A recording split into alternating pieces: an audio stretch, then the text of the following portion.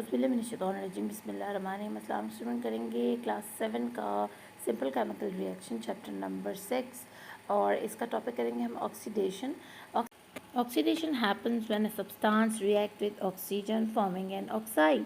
बहुत आसान है, बहुत मज़े का ये टॉपिक है। देखें, सब्सटेंस कोई भी हो सकता है। हम सपोज़ हम लेते हैं वुड को, ऑयल को, यानी जितने भी किसी किस्म के भी फ्यूल्स हैं जिनको जलाने से हमें हीट या लाइट एनर्जी मिलती है, वो हमारे लिए सब्सटेंस हैं इस वक्त, ठीक है ना। ऑक्सीडेशन के अंदर हम इसमें उनको एक्सप्लेन करने जा रहे हैं। तो इन सब के अंदर, वो चाहे मथीन गैस हो, वो ऑयल हो, वो वुड हो, वो कोल हो यानी कोयला, इन सब के अंदर कौन से एलिमेंट्स होते हैं? हाइड्रोजन और कार्बन, ठीक है ना। इनमें ऑक्सीजन नहीं होता। ऑक्सीजन इनको कहाँ से मिलता है? जब ये जलने के बाद, यानी इनको आग से हम हीट देंगे, जलाएंगे, जलने के बाद ये ऑक्सीजन को अपने अंदर जगह देंगे, यानी उसके साथ अपनी बॉन्डिंग करेंगे और एक दूसरे से अलग हो जाएंगे। जैसे ये बॉन्डिंग करते हैं, इनकी बॉन्डिंग की जो नंबरिंग है वो अलग अलग है। हर एक कार्बन 2 ऑक्सीजन को दोस्त बनाता है, 2 ऑक्सीजन के एटम्स को, ठीक है। और हर 2 हाइड्रोजन्स अपने साथ सिर्फ 1 ऑक्सीजन के एटम को रखते हैं ताकि वो पानी बन सकें।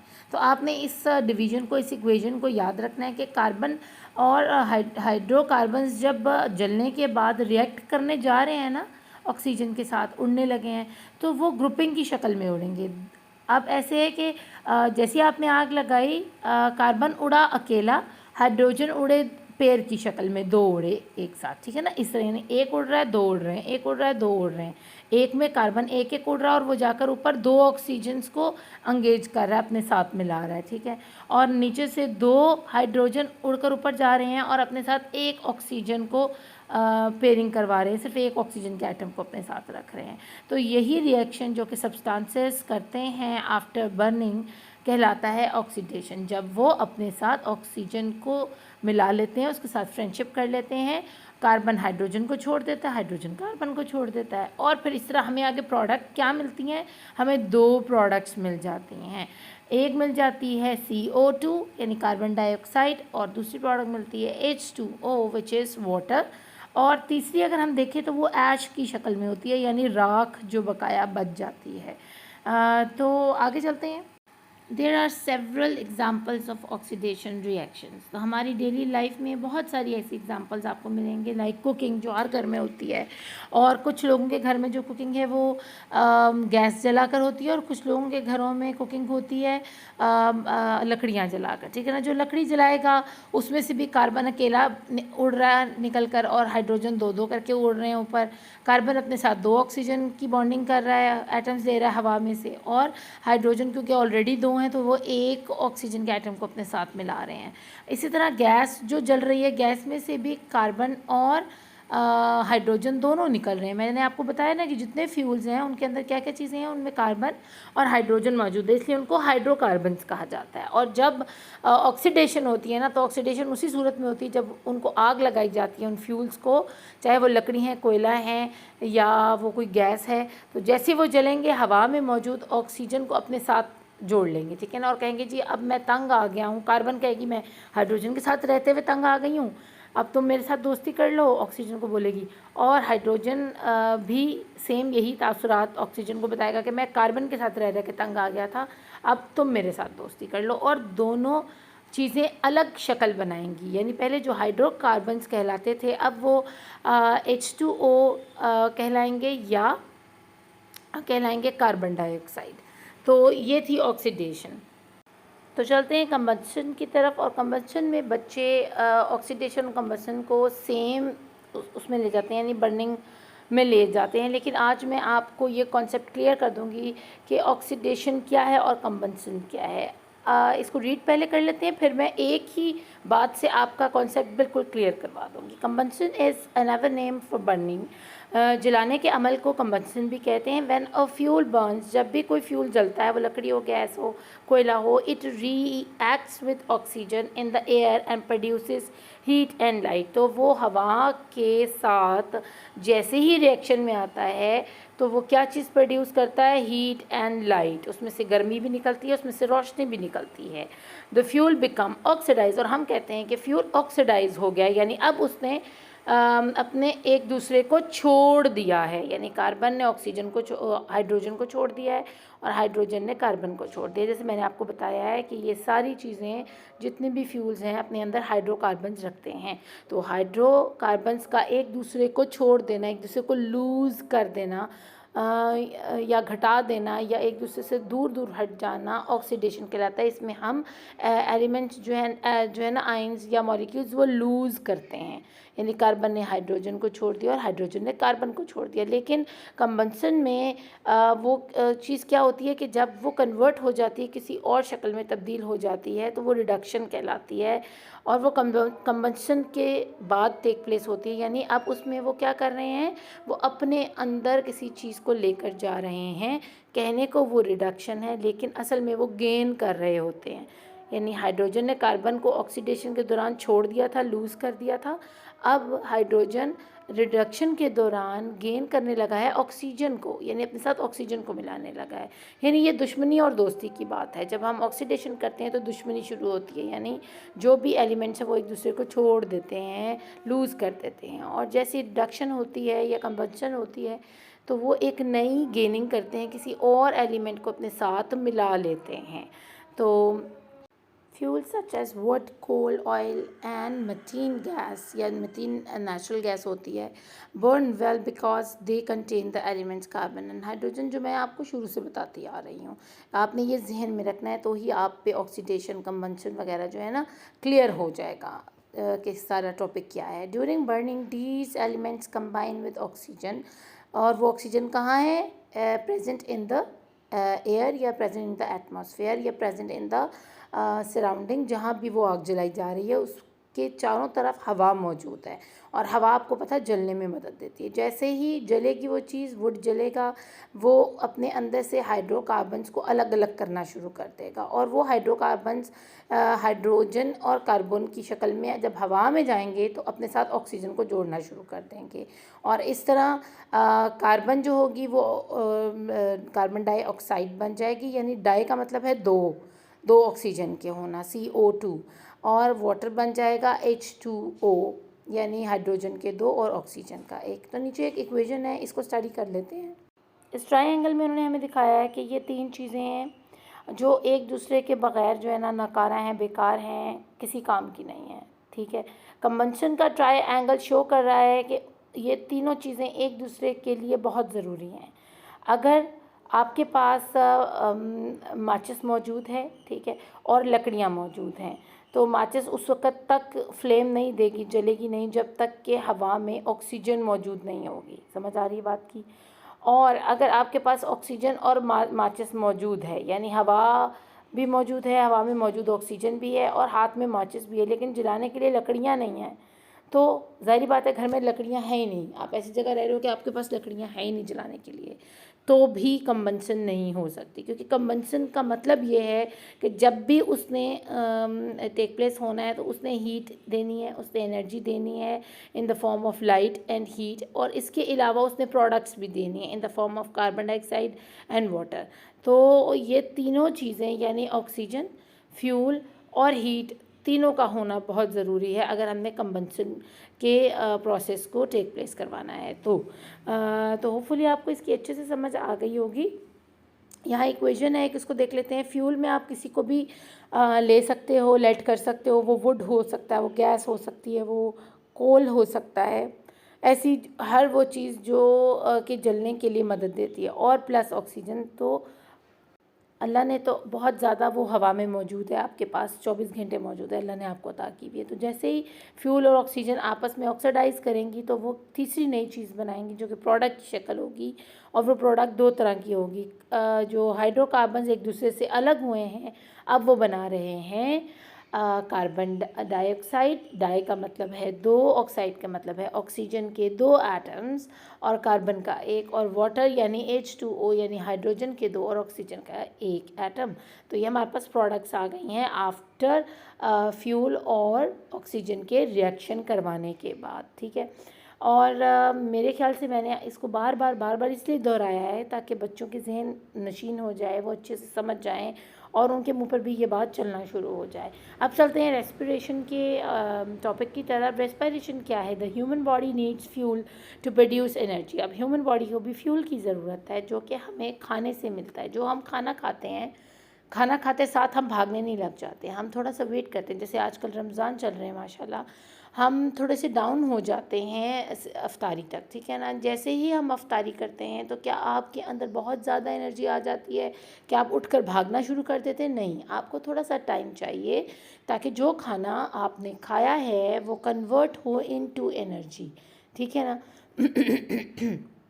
और वो फ्यूल मिले आपकी बॉडी को ताकि आप अपने आप को फ़िट महसूस कर सकें। तो थोड़ी देर के बाद, रोज़ा खुलने के तकरीबन आधे घंटे के बाद, आपकी बॉडी इस काबिल हो जाती है कि आप उठकर नमाज़ पढ़ते हैं और अपने घर के बाकी काम करते हैं, या और जो मामलात हैं आपके, आप वो देख लेते हैं।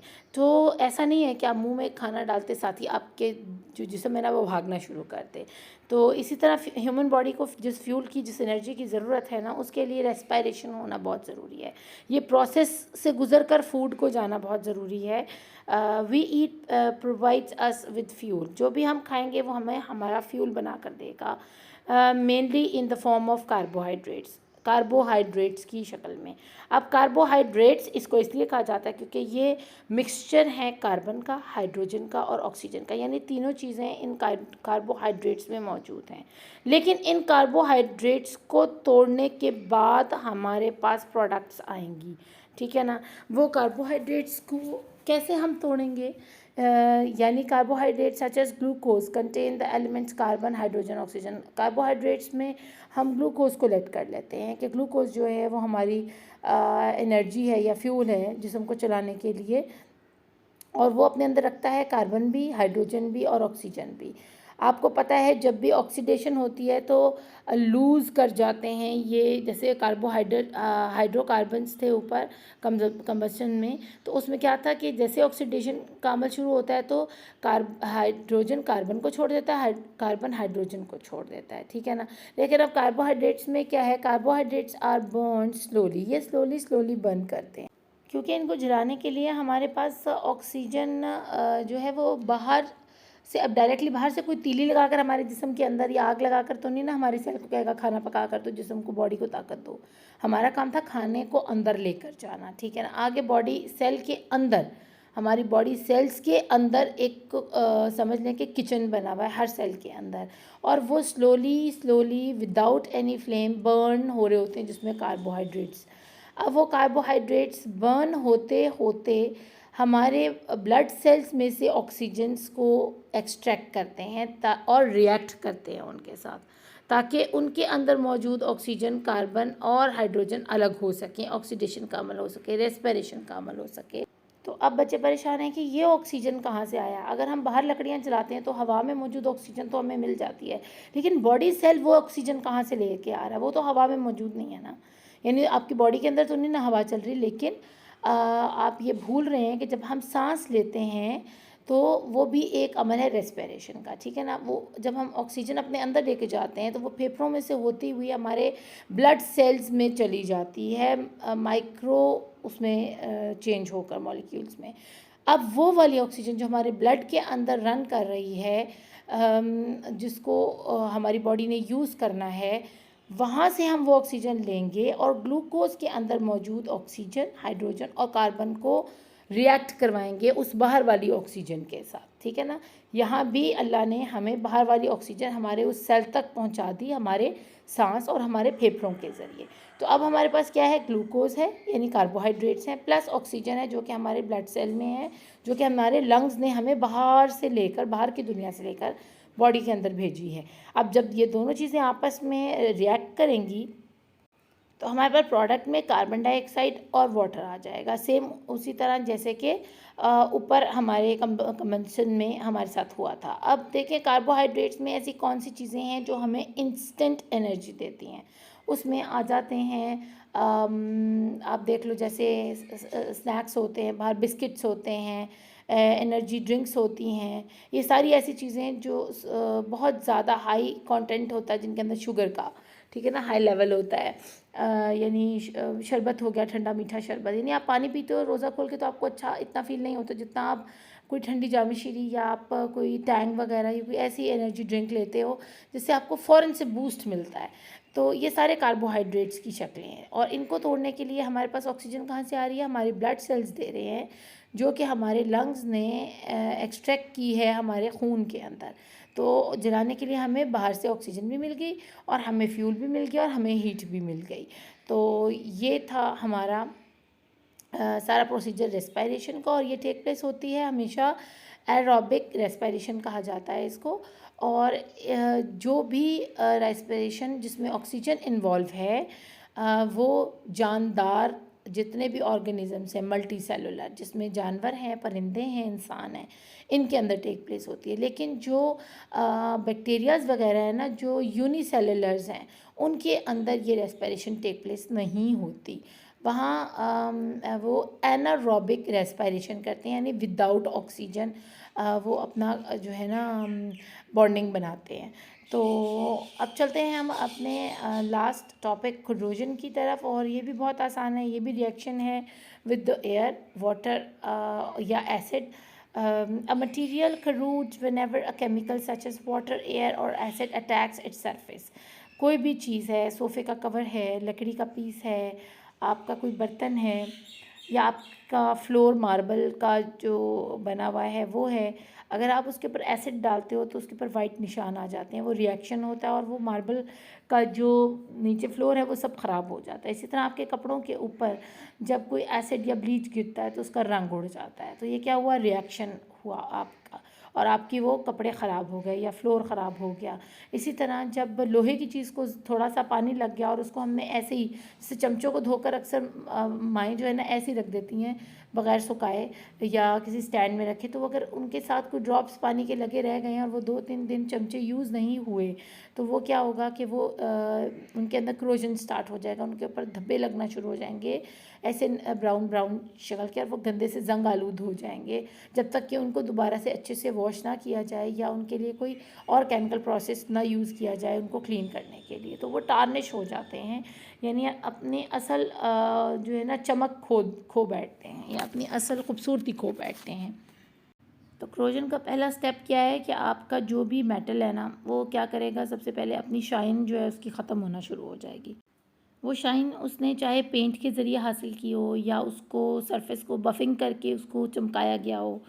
तो सबसे पहले जो निशाना बनती है ना चीज़ क्रोजन के दौरान मेटल की, वो उसकी अपर सरफेस है, बिल्कुल टॉप सरफेस है ना, तो उसकी शाइन ख़राब हो जाएगी। फिर then it is slowly eaten away and weakened. और फिर क्या होगा, जब ऊपर से जो टार्निश जो वो हो गया, उसकी अच्छी सी जो शाइनी ऊपर जो बेस थी वो ख़राब हो गई, तो अब क्या हुआ, वो डायरेक्ट कांटेक्ट में आ गया है एयर के, पानी के। तो अब वो ज़्यादा तेज़ी से ज़ंग लगना शुरू हो जाएगा, और ज़ंग आलूद होने से उसके ऊपर एक पाउडर सा आना शुरू हो जाएगा, ब्राउन कलर का, रस्टिंग होना शुरू हो जाएगी, वो ज़ंग बनना शुरू हो जाएगा।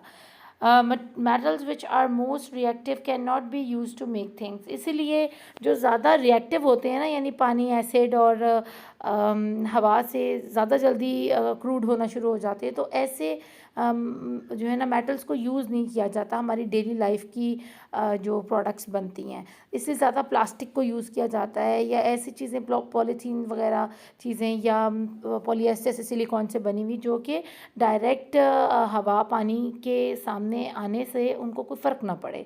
तो इसलिए वो मेटल्स जो बहुत ज़्यादा रिएक्टिव हैं, या जैसे ही उनका कांटेक्ट बनता है वाटर, एयर या एसिड के साथ, तो वो क्रोजन उनमें स्टार्ट हो जाती है, उनको अवॉइड किया जाता है। अदरवाइज़ आयरन के बारे में उन्होंने ये लिखा हुआ है, even metals such as iron which are not very reactive can suffer the effect of corrosion। अब आयरन को वैसे तो जंग लग जाता है अगर उसको पानी लगाया जाए, लेकिन ऐसा नहीं है कि अगर आप ने समंदर के ऊपर आप रहते हो, ठीक है ना, फ्लैट में, तो वहाँ पर आपके पास रॉड आयरन से बना हुआ फर्नीचर है, ठीक है, तो हवाएं चलती हैं, हवा में नमी होती है, तो आपका जो वो रॉड आयरन से बना हुआ फर्नीचर है ना, वो आहिस्ता आहिस्ता क्रूड होना शुरू हो जाता है, यानी क्रोजन के अमल से वो भी नहीं बचता। ये नहीं है कि डायरेक्टली आपने उस पर पानी फेंक दिया, कोई भी अपने फर्नीचर पे, लोहे के फर्नीचर को पानी से नहीं करेगा, लेकिन अक्सर उस पर या तो पॉलिश हुई होती है जिसकी वजह से उसकी बचत हो जाती है।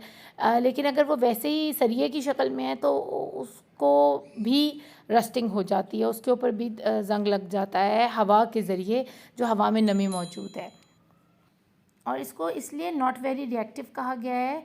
अब आप कहेंगे आयरन पे तो रस्टिंग होती है तो फिर वो नॉन रिएक्टिव कैसे हुआ? तो देखिए बच्चों, पानी डालते साथ उसके ऊपर जो है ना क्रोजन स्टार्ट नहीं हो जाता, या एसिड अगर हम उसके ऊपर डालें तो ऐसा नहीं है कि वो फ़ौरन से जो है ना पिघलना शुरू हो जाए, या बहुत जल्दी से सेकंड्स के अंदर, मिनट्स के अंदर जो है ना उसकी क्रोजन स्टार्ट हो जाए। तो ये वो स्लो प्रोसेस में क्रूड करता है, यानी आहिस्ता आहिस्ता उसको जंग लगना शुरू होता है, इसलिए उसको ज़्यादा रिएक्टिव नहीं कहा जा सकता। आगे हम पढ़ लेते हैं कि when iron combines with oxygen in the presence of water, brown iron oxide is formed। अब आपको पता है कि ऑक्सीडेशन का अमल क्या है? जब भी कोई मेटल आएगा कांटेक्ट में with the oxygen present in the surrounding air, तो वो क्या होगा? ऑक्सीडाइज हो जाएगा, यानी उसके अंदर जो भी एलिमेंट्स है वो एक दूसरे को छोड़ेंगे और जाकर कंबाइन हो जाएंगे विद द ऑक्सीजन जो कि हवा में मौजूद है। तो इस तरह एक नई चीज़ फॉर्म हो जाएगी। अब आयरन, अगर उसके आयरन के Fe जो है, Fe इसका एलिमेंट है ना आयरन का, तो जब वो ऑक्सीजन के साथ कंबाइन होता है तो वो क्या बन जाता है? Fe2O3, यानी आयरन के 2 और ऑक्सीजन के 3 एटम्स में वो प्रोडक्ट देता है आगे जाकर। लेकिन इसमें डिफरेंस थोड़ा सा ही है ऑक्सीडेशन में, कि क्रोजन और ऑक्सीडेशन में, कि ऑक्साइड तो ये भी होते हैं, मेटल्स भी होते हैं और फ्यूल्स भी होते हैं, लेकिन फ्यूल्स में क्या है? फ्यूल्स को फ़ौरन हीट दी जाती है और वो फ़ौरन ऑक्सीडेशन का अमल हो जाता है, वो कंबाइन हो जाते हैं, एक दूसरे को लूज़ करते हैं और जाकर कंबाइन हो जाते हैं, गेन कर लेते हैं ऑक्सीजन के एटम्स को। वो फ़ौरन से हो जाता है अमल, आग जलाई उसी वक्त वो काम हो गया। लेकिन जब मेटल्स को ऑक्सीडाइज़ करना होता है ना और वो वाटर के कांटेक्ट में आता है, तो ऐसे नहीं कि वाटर लगते साथ ही वो ऑक्सीडाइज़ होना शुरू हो जाते हैं, उनको भी टाइम लगता है। स्लोली स्लोली वो इवेंचुअली ऑक्सीडाइज़ करते हैं, यानी आयरन जो है ना वो आहिस्ता से पानी के कांटेक्ट में आने के बाद क्या होगा? आहिस्ता आहिस्ता अपनी बॉन्डिंग बनाएगा विद द ऑक्सीजन और फिर वो रस्ट दे जाएगा। जैसे वो ऑक्सीडाइज होगा, हमारे उस लोहे की चीज़ के ऊपर पाउडर सा ब्राउन कलर का आना शुरू हो जाएगा, तो तब हम कहेंगे कि ये जो आयरन की बार है ऑक्सीडाइज हो गई है, यानी उसको टाइम लगा है। यानी अगर परसों मैंने पानी फेंका है तो 3 4 5 दिन के बाद उसके ऊपर वो जंग नुमा दाग या पाउडर सा आना शुरू हो गया है। और इसी आयरन ऑक्साइड को हम कॉमनली किस नाम से जानते हैं? रस्ट या जंग के नाम से जानते हैं, ठीक है ना। हम ये नहीं कहते कि ये जो है ना चीज़ को ये चीज़ ऑक्साइड हो गई है जो लोहे की बनी हुई है, हम कहते हैं वो हो जंग लग गया, इस दरवाजे को जंग लग गया, या दरवाजे को हैंडल को या लच को जो है ना, लैट्स होती हैं जो कुंडियाँ वगैरह होती हैं ना, पुराने घरों में लोग कुंडियाँ इस तरह की बनाते हैं, आप आजकल के घरों में भी होती हैं, या ज़्यादातर जाली के दरवाजे होते हैं जो हमने लोहे के बनवाए होते हैं, तो उन पे भी जंग लग जाता है। तो हम डायरेक्ट कहते हैं कि जी ये रस्टिंग हो रही है या जंग लग गया, हम ये नहीं कहते कि ये ऑक्सीडाइज हो रहा है। तो असल में वो क्या हो रहा था? वो बॉन्डिंग कर रहा होता है विद द ऑक्सीजन और चेंज हो रहा होता है नई प्रोडक्ट के अंदर, यानी Fe, अब नीचे आप इक्वेशन देख रहे हो, इसमें Fe प्लस ऑक्सीजन यानी रिएक्शन हुआ किसका? आयरन का। हमने ऑक्सीजन के साथ रिएक्शन करवाया, प्रोडक्ट हमारे पास क्या आ गया? Fe2O3, यानी आयरन के 2 और ऑक्सीजन के 3 एटम्स हमारे पास आ गए हैं। तो ये था हमारा क्रोजन का topic, which is last topic of the chapter, और होपफुली आपको इसकी अच्छे से समझ आई होगी। मैंने कोशिश की कि आसान अल्फाज में सिंपल तरीके से आपको इसको समझा सकूं। आइंदा मैं इंशाल्लाह कोशिश करूंगी कि मैं एक, अगर इसके जो है ना कोई क्लिप आर्ट या मैं इसकी कोई वीडियो ऐसी बनाऊं कि जिसमें मैं आपको विजुलाइज़ करवा सकूं कि सारा किस तरह प्रोसेस जो है ना वो टेक प्लेस होता है, तो फिर आपको और भी ज़्यादा इसमें जो है ना आसानी हो जाएगी। अपना खूब ख्याल रखिएगा। Thank you for watching. Allah ने के बाद।